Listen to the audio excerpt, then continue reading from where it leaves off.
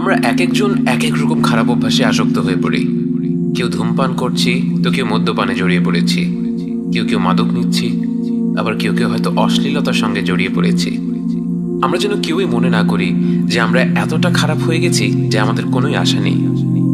নামাজ তো ভালো মানুষদের জন্য, আমরা পাপী বান্দা, আমাদের নামাজকে আল্লাহ কবুল করবেন? আমাদের শয়তানের একটি অপকৌশল মনে রাখতে হবে। সে আমাদের কাছে এসে বলবে, ছি, তুমি এইমাত্র ধূমপান করেছ, গাঁজা খেয়েছ, মদ্যপান করেছ, নেশা করেছ, তোমার মোবাইল ঘাটলে এখনো আপত্তিকর দৃশ্য বেরিয়ে আসবে। তোমার কি লজ্জা করে না যে তুমি এখন ওযু করে নামাজ পড়বে? এর সাথে তুলনা করে দেখুন রাসূল সাল্লাল্লাহু আলাইহি ওয়াসাল্লাম কি বলছেন। আতবি'আ আস-সাইয়্যাআত আল-হাসানাহ তামহুহা। খারাপ কাজের পর ভালো কাজ করো, কারণ সেটা খারাপ কাজটিকে মুছে ফেলবে। আমরা দুর্বল হয়ে শয়তানের ফাঁদে পা ফেলে দিয়েছি, আমাদের মনটা ভারী হয়ে এসেছে। তখনই আমাদের ঘুরে দাঁড়ানোর উত্তম সময়। তখনই আমাদের বলা উচিত, শয়তান আমাকে একবার হারিয়ে দিয়েছে তো কি হয়েছে, আমি শয়তানকে 3 বার হারিয়ে দেব। প্রথমে আমি গিয়ে অজু করব, কারণ অজু করলে পাপ ঝরে পড়ে। অজুতে মুখ ধোয়ার সময় সেই চোখ এবং মুখ যা কিছু খারাপ দৃশ্য দেখেছিল সেই পাপগুলো মুছে যাবে। হাত ধোয়ার সময় সেই হাত যেই খারাপ কাজের দিকে বাড়ানো হয়েছিল সেই পাপগুলো মুছে যাবে। অজু করার সময় অন্তরে বিশ্বাস রাখতে হবে, মনে মনে কল্পনা করতে হবে আমরা শারীরিকভাবে আমাদের যেই অঙ্গ ধুচ্ছি সেই অঙ্গ থেকে পাপগুলো ঝরে পড়ে যাচ্ছে, আমরা পবিত্র হয়ে যাচ্ছি।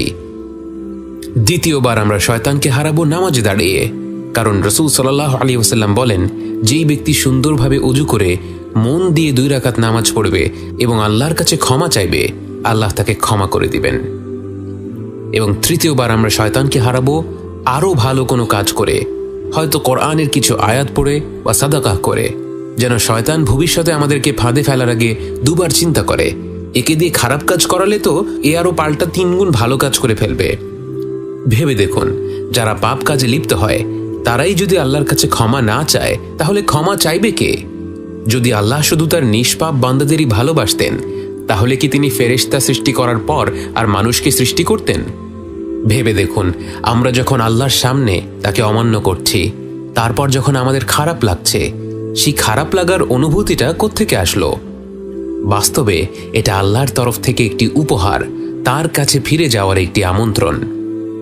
ভেবে দেখুন, কত মানুষ আছে যারা কোনো না কোনো পাপ কাজে আসক্ত, কিন্তু মনটা পাথর হয়ে গিয়েছে। সেখানে কোনো অনুশোচনা বোধ কাজ করে না, কোনো হাহাকার জন্মায় না।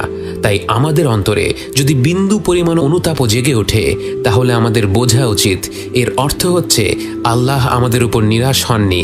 আল্লাহ আমাদের ক্ষমা করার জন্য এখনো আমাদের দিকে চেয়ে আছেন। তিনি শুধুমাত্র একটি সুযোগ খুঁজছেন, একটি কারণ খুঁজছেন আমাদের ক্ষমা করে দেওয়ার। আমরা শুধু একটি ধাপ এগিয়ে গেলেই যেন রহমত আর মাগফিরাতের ঝর্ণা আমাদের ভাসিয়ে দেবে। প্রশ্ন হলো, আমরা কি সেই একটি ধাপ নেব? আমরা কি আল্লাহর আমন্ত্রণে সাড়া দেব?